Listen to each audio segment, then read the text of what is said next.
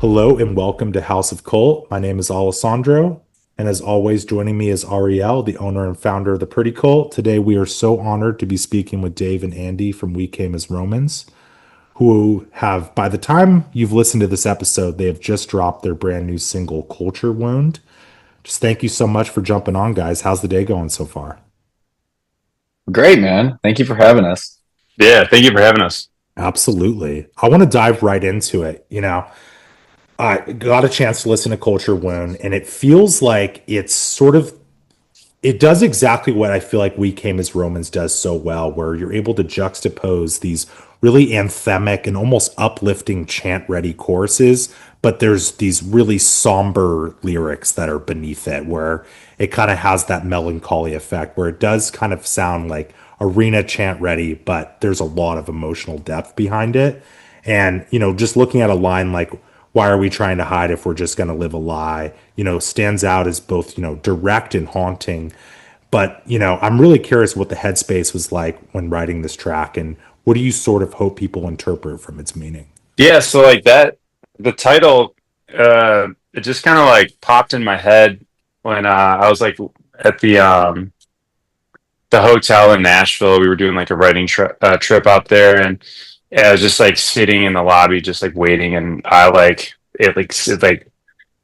just literally like just hopped in my head, and I was like, I'm writing that down. That sounds so cool. I have no idea what it means. But yeah, it was just Culture Room just sounded so awesome, and it literally just like out of nowhere, like just fell in the lap. And I was trying to use it for something, and we for that song originally, it was kind of more Dave and I like wanted to talk about a certain kind of topic, involving like certain things with what the medical and medicine and stuff like that originally what that song was about, but then it kind of like Yeah, it was all took like big more. pharma and Mm. mm.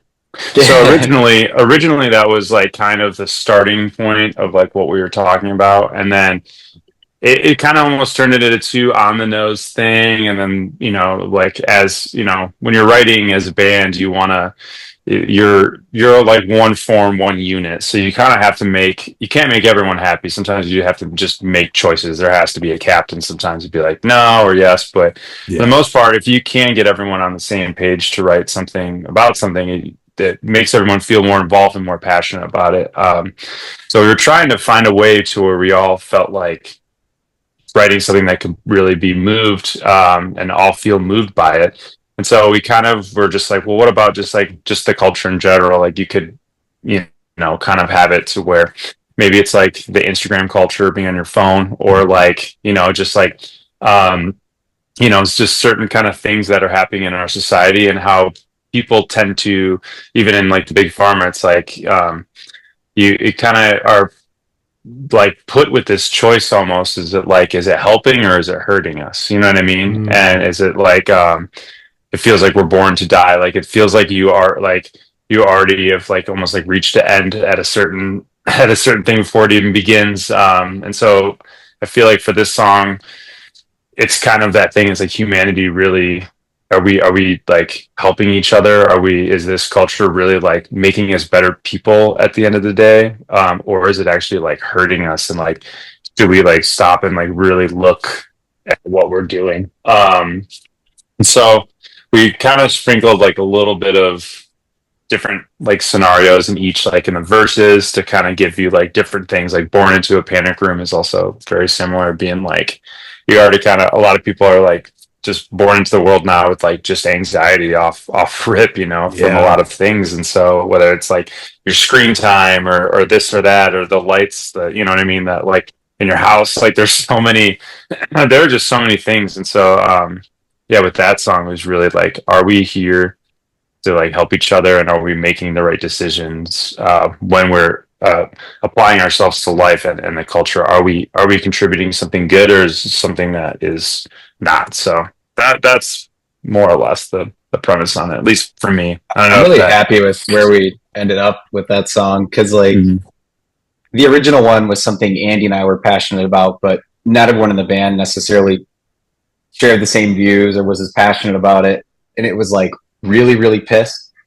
And I think it's a good thing we pumped the brakes just a little bit on it and made it something more relatable for more people. Mhm. And but I don't, something was special about that song when we left the studio. I mean, the a lot of it stayed the same. The lyrics changed a bit, and the melody changed a bit.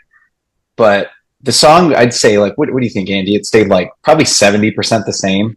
Yeah, and even the beginning, like there's like a almost like a pulse kind of check, Mhm. and Yeah, the whole beginning was supposed to make you feel like you were going through like a withdrawal. So you'd wake up and you'd be like, I don't want to move, like, you know, and then you're kind of like looking for your fix. And then when you take, you know, when the crazy part comes in, you know, you're almost like taking the drug again. So you're redosing yourself to feel normal. So that was the original like premise. We wanted to start it off dude. like Do you crazy remember like leaving the that. studio So and we were like bumping it in the car and we were like, yeah, "This is a hit. This is so sick." Hell yeah, yeah. And then we we showed were, the guys, and they were like, "This is a little wild." And we were like, "Yeah, you're probably right."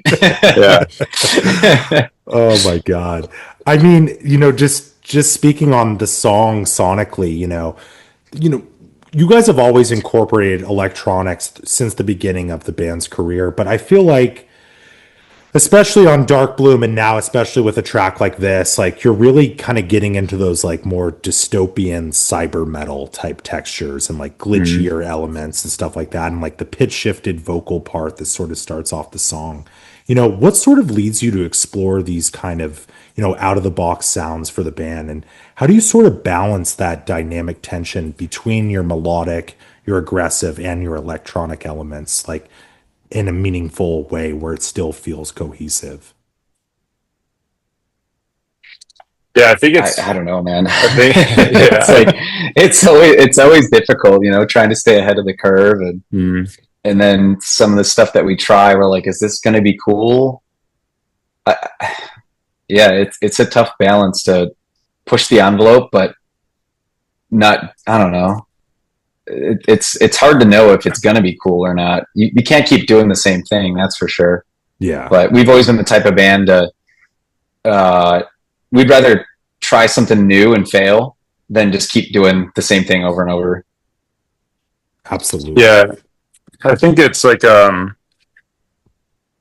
there's like a there's obviously like so many things that trend, so many things that happen, and you kind of have to be like, you know, kind of have to be like aware of that in a certain sense. And I think as the sound evolves, like certain things that you want to try, you know, and it's definitely like it's your own kind of recipe, you know. It's like too much salt in this or not enough, you know, and certain things like when you're kind of making it. But I think when you're doing like a big project as a whole, you kind of start to get like a good idea, or like a big theme that's a revolving theme around these songs. You know, you kind of start to like lean into a little bit more, to create like an identity for that time, you know. And I think that each time it goes like it's that's the fun part about music is we have like Dave and I especially like listen to so many new bands that are, you know, up and coming or not, maybe not even signed yet and things like that, just because it is so interesting and you have to kind of be on your toes. And there are things like eventually like where certain bands will abrupt and do something crazy and evolve and turn a style or even the culture of it, like even turn style, you know what I mean? Like they Yeah. kind of out of nowhere. And same with like Knocked Loose, like they changed certain things so much to so many degrees that other bands were like, oh, we want to hop on this wave or we're inspired to make something like this. So I think there's always like a time and a place for things. And even the days of from when we were doing our first records with Joey Sturgis, all the Hmm. everything was just like so just like, you know, perfect, you Yeah. know. And now it's almost like being imperfect is the sound that you Hmm. are kind of Yeah, going like for. So showing that vulnerability, mhm. So I think when you have something like a whole like kind of theme to revolve around, it is a bit easier because then, you know, at least you have the target of what you're trying to do. But if you don't have that, it's also could be kind of nice because you can kind of do whatever you want and there are no rules. But it's almost easier when you do make those boundaries for yourself to kind of be like, okay, this is like what we want to push and this is what we want to hold back. So I think it just kind of rolls with the times and rolls with how we're feeling. For sure. And correct me if I'm wrong, but did you guys work with Drew Folk on this track, or was this a Drew Folk track as well? This is Will Carlson. Will Carlson. Okay, cool. But Drew, yeah, it's Drew and Will Cool. that did like most of the stuff that we have coming out. Really cool. Yeah. I mean, what would you say Will sort of brought out of this track as well from a production element? Oh, Will absolutely smashed this. He brought out a lot. He added some really cool these like these little bendy kind of sounds in it. Even the beginning, we were trying to get this like almost this. I kept telling. I feel bad sometimes, and I'm like, I want it to sound like this, and then I'm describing it, and he's creating it. So it's like even this. It almost sounds like a hospital request button when you're hitting it. Yeah. So he was like sculpting that, and then Dave and I really wanted to do this like this weird like kind of female like voice kind of thing. And Dave and I are trying to explain it to Will, and Will's trying to make that also happen. So Will had so many cool things, and then but yeah, Will's a up and coming dude, and he just absolutely crushes it, and he's awesome to work with, and he's like very patient, and it's really cool when you are in a room with someone who's just as eager to like push some boundaries. I just feel like you kind of need that instead of playing certain things safe, and I think that's why this track turned out super wild. So it was cool working with him too, to get a fresh perspective, and he's younger than us too. We haven't worked with him before. And it was cool to get his perspective of, what direction we should go. And we're the heaviest band he works with. And, Wow. getting that kind of perspective was cool too. We'd bring the heavy and explain, well, here, this is what we do. But then, he would push us to do some different stuff and push the melodies in different directions and push the lyrics different directions, and then the production too. He brought in a different perspective. That's awesome. Yeah. Oh yeah. When I was listening to Culture Wound, I immediately pictured something, kind of cinematic, thinking like Dune, 28 Days Later. I just wanted to know, were there any like non-musical influences, film or art-wise, that maybe went into shaping the tone or vibe of this track? You nailed it. on the head. Yeah, so while we were in LA working with Drew, we were pulling a lot of inspiration from Dune. Those movies are insane. They're some of my favorite movies. And trying to read the books, but they're pretty dense. Yeah. But yeah, while we were in LA working with Drew, we actually all took a day to go see Dune 2. And because we were just pulling a lot of the inspiration for some of the production from those movies, and yeah, he nailed it. That's awesome. Oh yeah. Inception as well. We love Inception. Mm-hmm. And Ooh, Interstellar. Interstellar, Inception. While we were working in the studio, we'd have Interstellar on for certain tracks, and then we'd put Dune on for certain tracks, and not like loud or anything, but it would just be on in the background while we were writing and creating stuff. Yeah, at one point Drew put the Terrifiers on, and we were just writing. I was like, Alessandro's favorite movie. I've interviewed the clown before. Art, yeah, and he's a really sweet guy, but he's honestly a little creepy as well. Like in real life, he totally makes sense. Yeah. Oh, that's funny.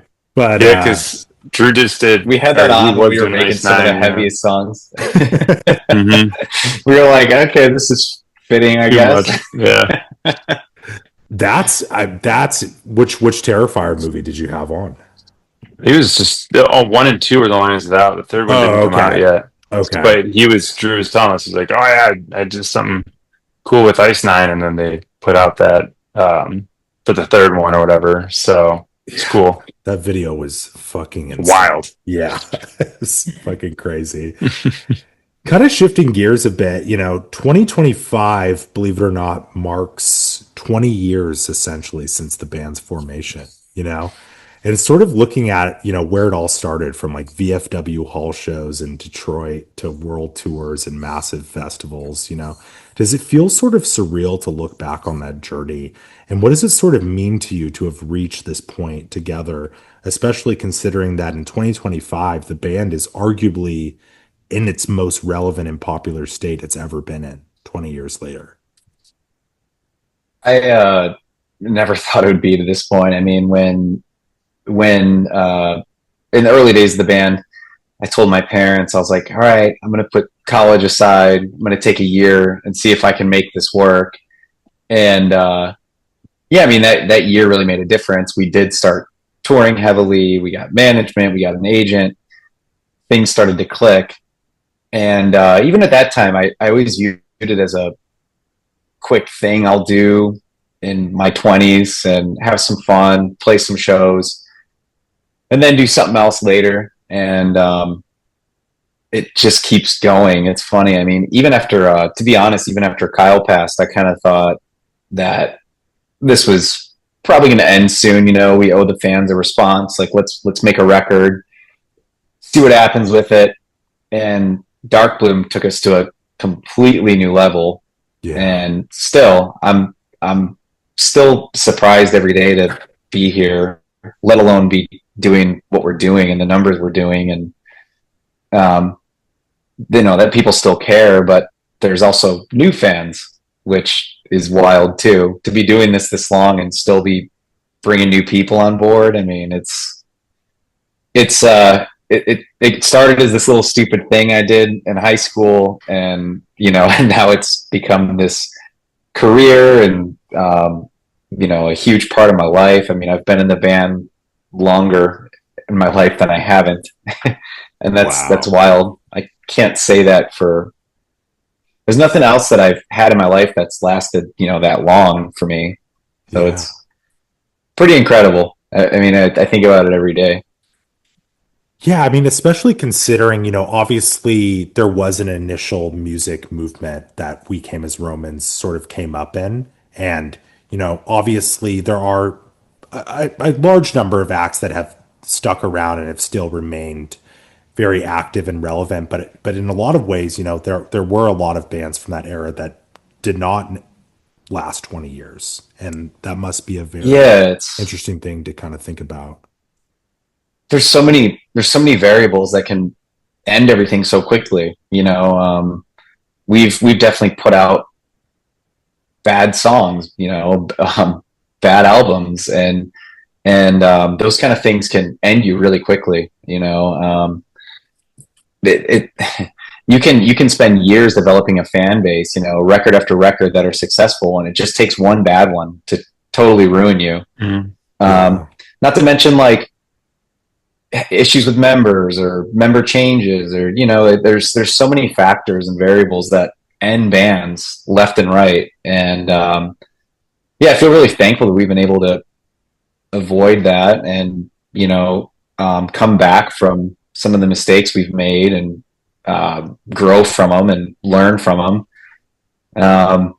Because it's hard to stick around in this business. It doesn't take much to end everything. Yeah. And yeah, I'm still thankful to be here.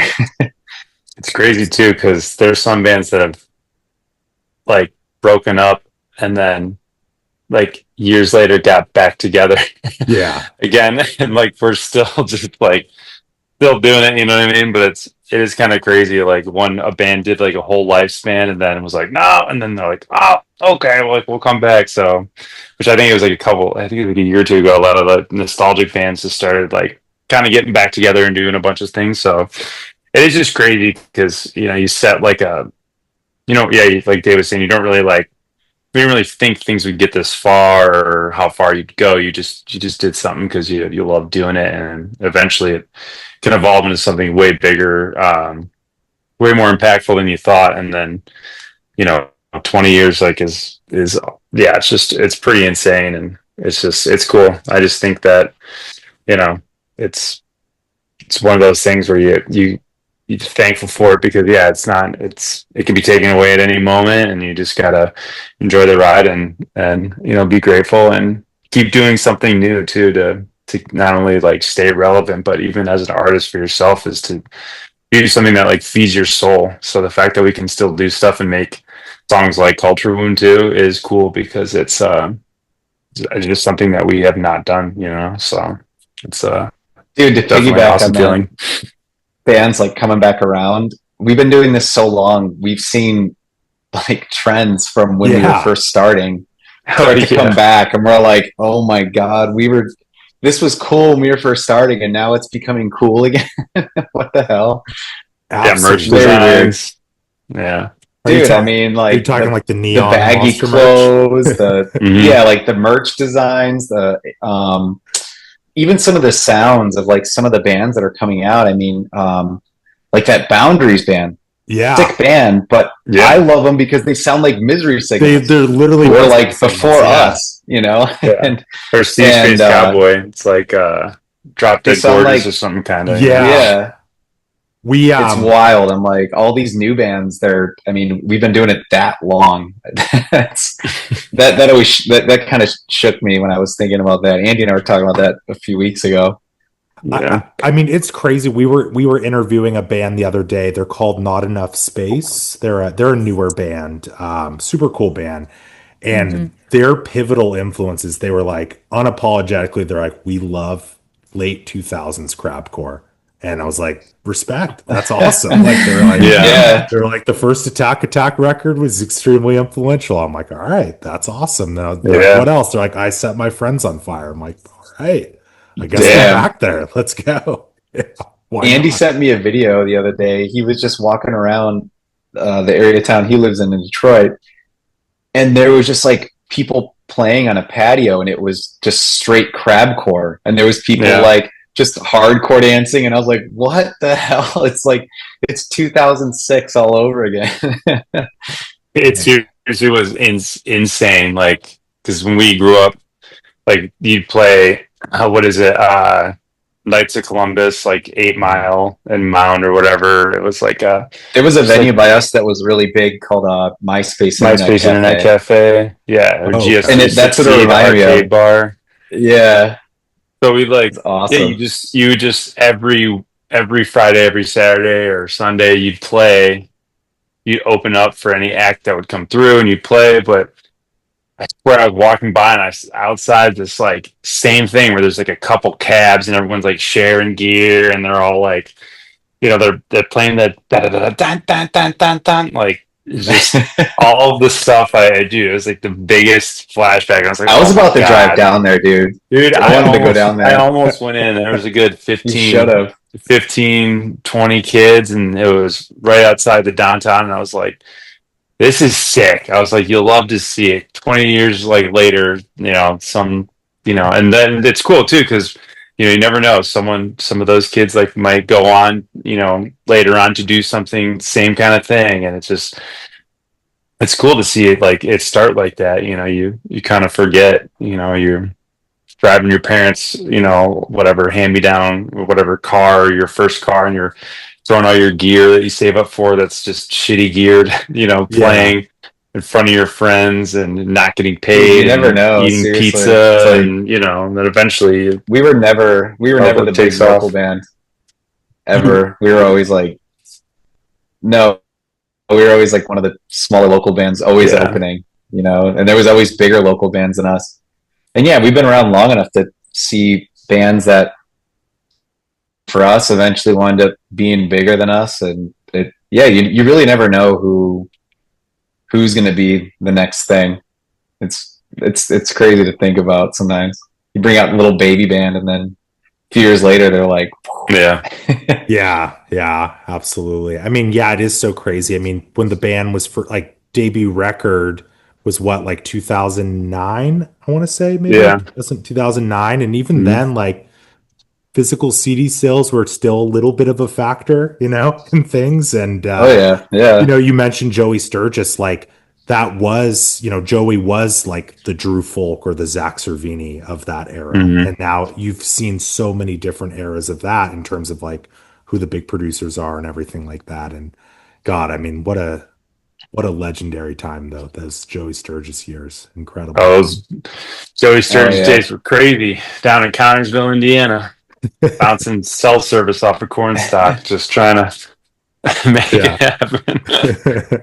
I love that. Jumping a bit into the future here, what you guys are about to launch the Bad Luck World Tour, are you guys excited? What are you most excited for in this run? Cities or certain venues like you were touching on earlier that you guys are excited to play? Or are there any like, we love to ask bands if there's like certain places or cities that are really like meaningful to them or that they're excited to go back to.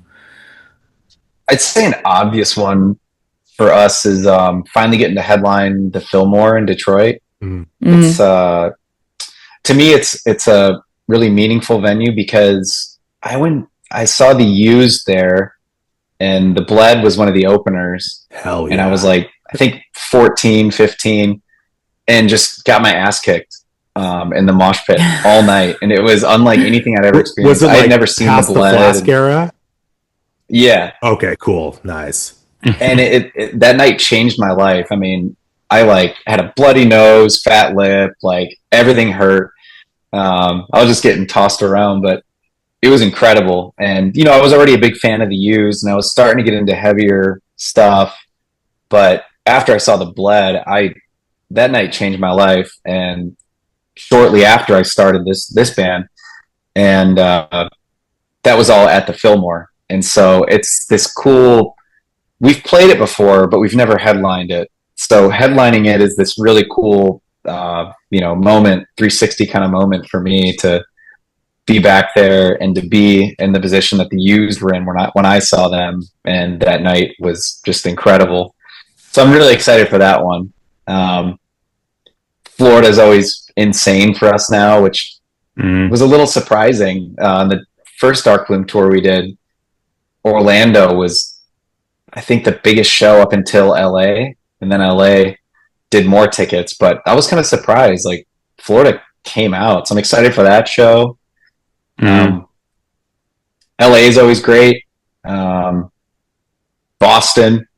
always a favorite. Sick. Boston's like a different kind of crazy when we play there. Yeah, The crowd just gets like out of control. all the shows. Yeah, all the shows. Worcester Palladium. That one's just like it's just I don't think we've ever had a bad time there ever. It's just always No, it's just like always just like such a rock solid like spot. It will be cool to play the New York show. 'Cause I'm pretty sure that venue we've played like a handful of times, but it's always been support. And I think the name has gotten changed. It used to be like Nokia like Theater, every then year. PlayStation Theater, then Yeah. Best Buy Theater, and then whatever Nintendo Switch Theater, and then so it's like it's like Exactly. who knows? Yeah. Yeah. So I don't know what it's called now, but I'm excited to play it. But yeah, I think it's just like a cool thing because I think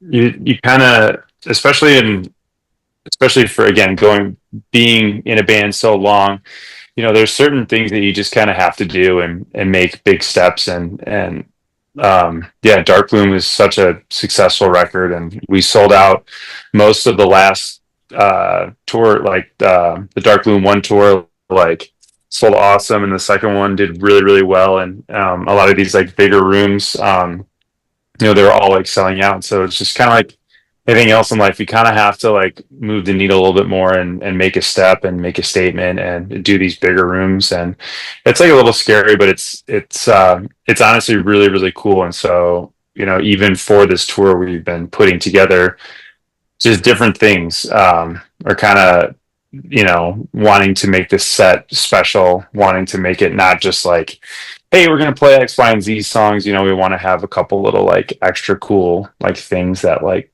up our sleeve that like a lot of people don't really know about. So we're turning it in more into like an experience. And obviously like we spent a good amount of time like working and building our production for it and making it a, you know, visually like a cool show as well. But we're trying to add even more elements to that for just like a really cool experience, and with that is comes like the bigger rooms and stuff. So I do think just like anything else, like when you know, when you're going from middle school to high school, you just have to make that step, but then, you know, things become a bit more serious and you need to start, you know, doing more things to bring to the table. And so it's really cool. So we're doing things that we don't normally do as a band, and I think it's awesome. And I'm just really excited because anything like that is always new, especially when, again, we've been around for 20 years, so we've been playing a lot of the same songs, you know. Yeah. So Dude, like switching things up and doing things the differently growing feels pains. so good. Yeah. Yeah, try like But the production we wanted to take. We took it to our tour manager, and he was like, "You guys need a semi." And we're like, "No, man, we'll take the U-Haul box truck." You know, yeah, he's like, "No, you guys need a semi." We're like, "That's a lot of money." And he's like, "But you big boy rooms, big Yeah. boy production. You need a yeah, big boy truck." And we're like, "Okay, fine, you're yeah, right." Yeah, I mean, there's definitely it's wild to be, you know, doing this as long as we've been doing it, but still be learning new things and being uncomfortable and yeah, trying new things, trying to get creative and not just give people the same set. For sure. No, I mean, congrats on all of that. I think it's going to be an absolutely massive tour and such a victory lap for the band. And, you know, kind of switching gears for this last kind of section of the interview, this episode is also going to be running around the time that you guys are taking part in the highly anticipated revival of the Vans Warp Tour. And so if you guys don't mind, we will go down memory lane just a little bit, if that's okay. Yeah, of course. Um, yeah, you know, obviously you're playing the revival of Warp this summer, you know, which I would imagine is super full circle considering it was probably instrumental to you in your youth before you even started this band, but also really instrumental in the band's early years. You know, probably you've probably played the festival several times, I would imagine at this point. You know, what are you kind of most looking forward to about returning to this festival in this format? And do you feel like it'll feel like almost like a big high school reunion in some way? I I think the thing that made me the most sad about Warp Tour was the last time we did it. I didn't realize it was the last time, Mhm. because the last time we did it, I think, was 2015, and it ended, I think, a couple years after that. No idea it was going to end, so that was a little bit of a bummer to not get to do it one more time. So I'm really glad to be able to do it again, especially since it was instrumental in getting us to where we are. I mean, every day we were playing in front of so many people, and you know, even if 10% of that crowd became fans and they weren't fans before, that adds up to a lot of people. Yeah. So I don't think we would have got where we are without it. So very thankful for it. Um, I don't feel like it's going to feel the same because it is different. Like part of Yeah. the amazing thing about Warp before was like it was such a long tour, and by the end of it, you knew everybody, and you had your Hmm. own little group of friends, your own little clique, and that was really cool. But I think the vibe when it comes to the music and the show and everything else, I think it'll absolutely still be there. For sure. yeah. I think it's cool that like I think it's cool that he's that they brought it back and they're you know like making it very like prevalent in these in like the, you know, like in all the festivals that are going around and stuff like that. And I'm excited because like yeah, a lot of those bands, you know, we have done the Warped Tours with and done a lot. And we've done 3 Warped Tours in the States, 1 Warped Tour in Alaska, 1 Mm. in Australia, and then 1 Warped Tour in Europe. So we've done so many. It's a lot of Warped, and it's like it's like Dave was saying, like there's you owe a good amount of your career, to some of those tours. Like we have certain tours that we've done, like tours with like the Used, so Day to Remember, Ice Nine Kills, Most and Most White. Like doing those tours with those bands opened up like a fan base that we just don't really have the means or the access to. So we're always extremely grateful for those opportunities. And Warped Tour was definitely a huge one. We'd wake up at 9 in the morning or 8 in the morning and pass like sell CDs like on our first weeks, because we had 2 records come out, and one in 2013 and one in 2015. So we'd wake up every day and the whole band would go out and we would sign. If you bought the record, we would sign it there, take a picture. And so each morning we were just like hustling out in the sun. And then, Yeah. sometimes you'd have to play at noon. So you'd get done and then you'd run and play and then you'd come back, and, Yeah.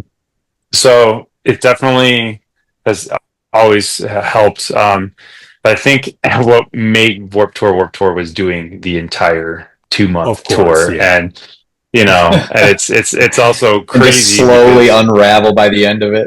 yeah, and it's really cool because some bands you just knew that were bigger. Some bands were just starting out. Some bands were only on the tour for a week. But man, nothing. When you see another, crew member, musician, or whoever's on the tour walking out of their bus and headed to the porta potty, and at 105 degrees Oh my out, God. everyone's the same. Everyone. Yeah. Yeah. It's just like it's a thing where that's what's funny about the tour is like you could be the coolest band, but you are still out at sea. Basically, you're you're eating the same catering. We're all doing the same thing. Like when you're in Florida, it's muggy. Like we're all, and it's outside. And in Vegas, we were cooking an egg on the pavement. So it was like 110. So it's like Oh my God. you're all doing the same thing, and so everyone is in the same boat. So I do have a lot of respect for the fact that people that did do Warped Tour was never like, oh, we're the big, whatever, this band, or, Yeah. da da da. Everyone had to We're all on the same level, man. put the same Yeah. same amount in, which I thought was really cool. And really, that's something that is, in an industry that does have a lot of ego in it was cool because it just squashed that. And I always find that appreciative, because again, like we were saying earlier, like you never know who's going to be what in the future or what is going to happen. And so it's very, very important to always be kind to band, crew, whoever, like, because it does always comes back around, and you want to have a good good word of mouth on the resume, Yeah. but yeah, it's for sure Warped Tour made everyone on the same play field. So it was cool. Yeah. Do you guys have a favorite set that you got to see at Warped Tour, whether that was when you were kids before you started this band, or even when you were on the tour and were just standing side stage? Yeah, I saw high school. I went a couple years. Saw Avenged Sevenfold one year. It was awesome. Got beat up again. I just got beat up a lot, I swear. Yeah. And I don't know. I thought it was tougher than I was, and we get in the pit and just get beat on. But yeah, Avenged Sevenfold, Story of the Year. Yeah, I mean, it was always awesome. My friend and I would leave, we'd just be wiped out. It was always epic. And then catching new bands on like side stages. I mean, Yeah. it was always a good place to find new music and hang out, catch the big bands. I just saw Chiodos, which was cool because they were like from the hometown, and I think that was like their first Warped Tour. Yeah, and I was like, "This is great! They're doing this every night. Oh my, what is that? What's that noise?" Like, so that was cool. And then Every Time I Die, that was another one I remember.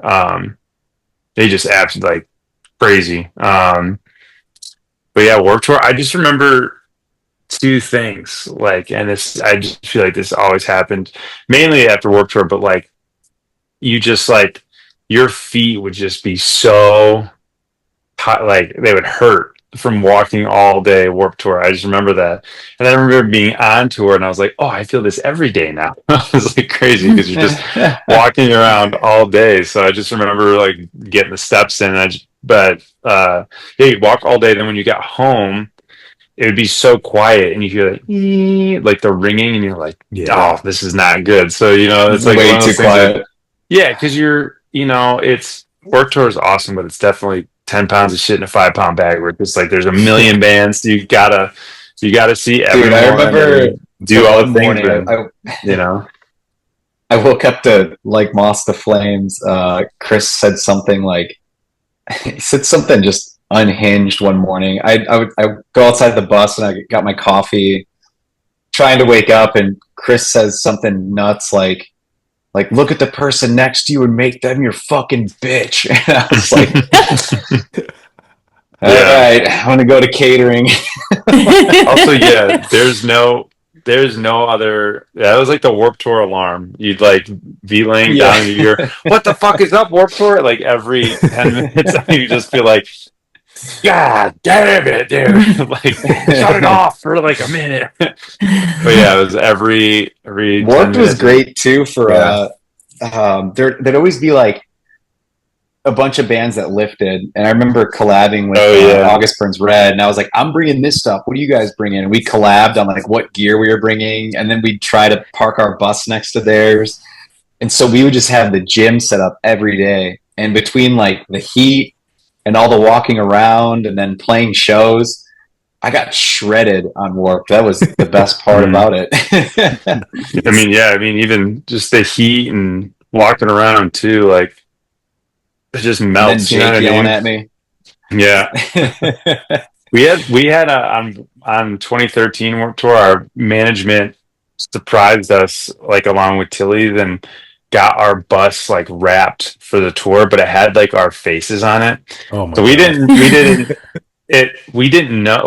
know, and it was like really cool, but it was also we're kind of like, maybe they could have just kept the album art, like our faces like is a bit much, but like, and I remember like there was like a barbecue, and I remember just hanging out with Bert from the Used, and he was like, dude, you want to smoke some weed with me? And I'm like, dude, you're so awesome, of course. Like I don't even smoke weed, but I'm going to do it. So I'm like there with him, and then I think it was like my buddy Aiden and someone else, and I'm like hanging with Bert. I'm like, this is the coolest thing. And then he gets me so stoned, and I'm like, oh my God, dude, okay. Like, I don't even know what we're talking about. And eventually, like, some of the buses start to leave, and then he gets up, he's like, yo, gotta go, see you, man, and goes and hops on his bus, and some of the buses are leaving, and I'm like looking around, I'm like, I don't know where the fuck our bus is. I am so stoned. And I look to Aiden, and they're like, is Aiden someone else? They're like carrying me like this. And I'm like, having a weed high nightmare. And I'm like, I don't mean to sound like an egotistical dude, but like, or like a cocky or anything, but my face is on the bus. Like, we have to find my face. It's not, I didn't ask for it, but it's there. That's how we find it. And they're like, oh my God. They were like, dude, shut the fuck up. You're so stoned. Eventually we did find my face, and everyone else's, and then I hopped up on the bus, but that was like, it did help on Warped Tour after a barbecue if you did get a little too tipsy or smoked or whatever, and so you could see the big green We Came as Romans album artwork and stuff like that. So that was funny. We didn't even know that our management wrapped it. Someone took pictures of it because they parked it at a mall and then tagged us in it on Instagram. And like the day before, we're like, "Dude, this is so sick! Like, why is it going?" Like, it was supposed to be a surprise, and then someone from our area put like our first van that we ever bought as a band, and it's like this shitty. We paid like, I want to say like $600 for it, but it was like this shitty van, like a conversion van, and it was like all red, like this burgundy red, like super ugly, and we duct taped We Came as Romans on the side, and someone put a quart of oil in it every hour. Oh my yeah, quarter God. oil every. It had like a leak, so I was like, this thing. I think it ended up catching on fire or something like that. Like it had a short life, but that was the first one we got, and we duct taped "We Came as Romans" on the side of it. And someone had taken that picture and then posted it's like the bus with our faces, and it's like, oh, they've upgraded the past couple of years. So it's cool. You see the difference, and you're like, oh my god, dude. So Oh my God, I yeah. love that. That's It's so incredible. good. Thank you so much for sharing that. It's incredible. Yeah, of course. We just have one more for you. Sweet. If We Came as Romans was given the chance to curate the lineup for the next Warped Tour, what are some must-have bands you would want on the bill? Maybe some legendary acts, up-and-comers, or wild card picks.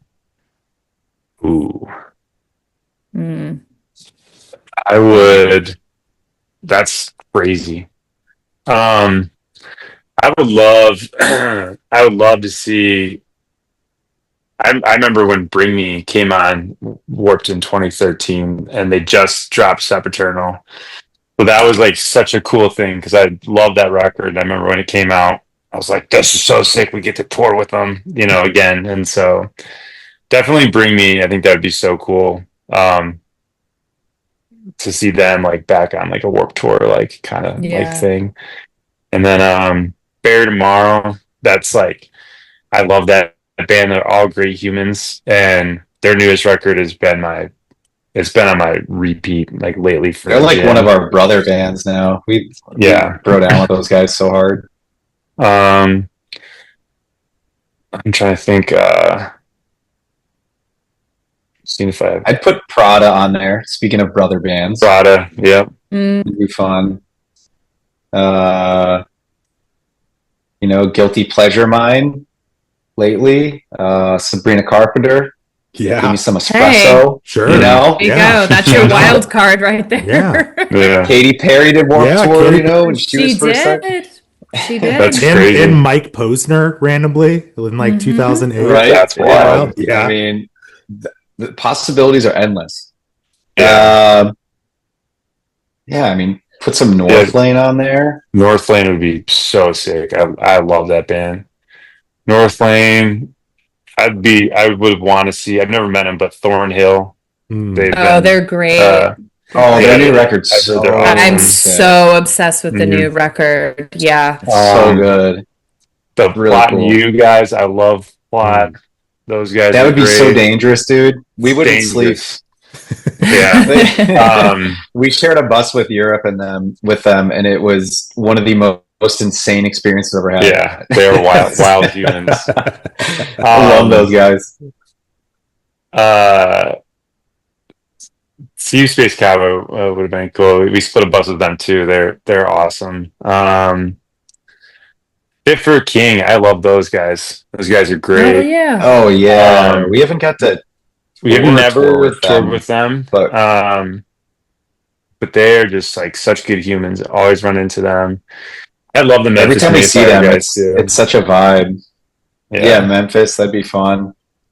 yeah. Yeah, I mean, we just got it stacked with all the homies. Mhm. Dude, Gideon, those guys are fun. Gideon, yeah, Yeah, Ice Nine. I love the Ice Nine camp. Those guys are great. Motionless too. They're.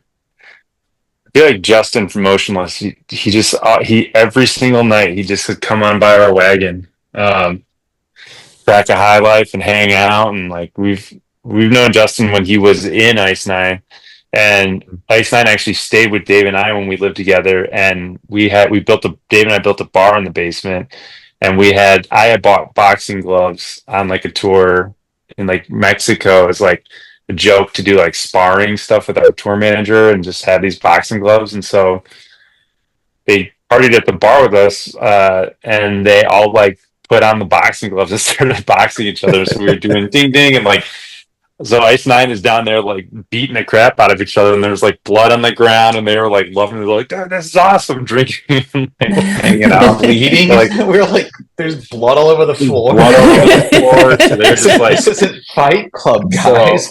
Oh my I don't god. know if we had ignited something back when we hung out with Justin and them, but they just come up on the bus. Same as Spencer. He's such a great dude, and he's so sharp you know what? and such a talented dude, and he always remembers, like, because we'd be like, dude, stay at our house, and get everyone like pizza and whatnot, and when they It's were one of my favorite things about him, man.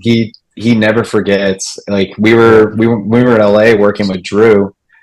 We all went out for drinks and texted him. We're like, hey, if you're around, come out. And he's like, I'll come out. And he came out, some of his friends, and he introduced me to him. And he's like, these guys had our backs when no one else gave a shit about us. And like, they put us up and they always believed in us and supported us and like, let us stay at their house. He's like, these guys are the real deal. And I was like, damn, like, he remembers all that. That's crazy. Yeah. And to introduce us like that, I mean, it was pretty cool. But a lot of respect for him and the Ice Nine guys. Absolutely. Yeah, That's awesome. I would love to also see Parkway.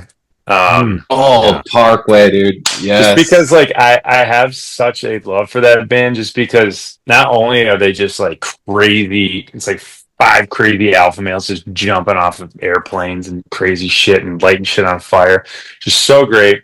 But it's like, and it's so funny. They're just like, we randomly will just like we'll like just tour with them, and I feel like it's like they've taken us out so many times. So many times, like every 4 years, they're like, "Oh, what are the Romans doing?" Oh, yeah, we should get them, and like, and we just, it's always great because it's like, and went to Australia, I think, with them too. I was actually on a Warped, and then States with them, and they're just like In Europe great again. humans. Yeah. Europe again, yeah, they're just awesome humans. They're always doing something crazy and cool, and I know some of their crew and whatnot too, and they're great people. But I would love to see them on Warped Tour, because I think they've done Warped Tour like a couple times as well. So it'd be cool, because they've just grown into such a huge band. So yeah, it'd be cool to see them on a Warped stage, just not letting Dude, I anything on remember, fire. Just, Yeah, I was gonna say they can't bring Yeah, it yeah. out, probably. Throw Architects on there too. yeah, dude, yeah. amazing. Yeah, I remember watching them. I think it was 2013 Warped. They were on it, and I've been a big fan of that band for a long time. And 2013 Warped, they had maybe 300 people watching them. I mean, they were one of the smaller bands on one of the side stages. And now to see where they're at worldwide, I mean, they've absolutely taken over, which is awesome, because they were always one of those bands where I would watch them and I was like, I don't get it. Like, this band is doing everything right. They put on a hell of a show, insane musicians, insane music, insane lyrics. Everything they're doing is just mind-blowing. I was like, maybe they're just a band's band or something. Maybe they're a band that just only bands are gonna like. And then finally they like caught fire, and they've taken over. And I'm glad to see it, because I always thought they were a band that deserved it. agreed. Absolutely. Yeah. That's an incredible lineup. Yeah, it That's sounds like awesome. a great, Yeah. Right? great festival. Yeah. We're probably forgetting some, but Yeah, I was like Chariot and a couple others, but yeah, for sure, sounds Hell yeah. good. Absolutely. You cannot leave the Chariot out. That's for sure. Yeah. Well, guys, this has been so much fun. Thank you so much for jumping on. We really appreciate your time, and congrats on the world tour. It's going to be incredible. And for all the listeners, Culture Wound is out now. So definitely make sure to check out the track, and just thank you again, guys. thanks for having us. us. It was Yeah. awesome. Absolutely.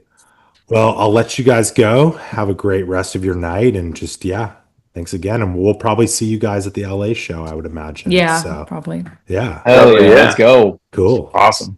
All right, Well, guys. enjoy your guys' night too. Thanks again for having us. Absolutely. you. Take care, Thanks, guys. guys.